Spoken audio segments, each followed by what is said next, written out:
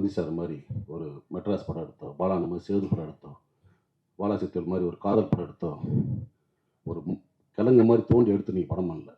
வெளிநாட்டு படங்களுடைய முகத்தில் அதோட ஷார்ட்ஸை காப்பி பண்ணி சீன்ஸை காப்பி பண்ணி ஜெயிச்ச ஆள். ஸோ நீங்கள் வந்து ஒரு போலி புத்திசாலி, அதை நான் வச்சுக்கிட்டு பிறகு இன்னும் பல முறை நீங்கள் பேசலாம், கொஞ்சம் நாகரிகமாக பேசுங்க. ஏன்னா நீங்கள் உட்காந்துருக்க மேடைகளில் பெரும் கலைஞர்கள் உட்காந்துருப்பாங்க.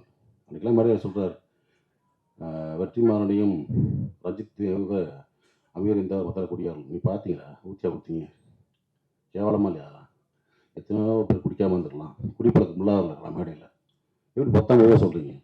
ஏற்கனவே சினிமாக்காரங்க கிளுகிளுன்னு தான் இருக்குது, பார்க்குற பாரு வேறு மாதிரி இருக்குது. இந்த மாதிரி நம்மளை தாழ்த்தி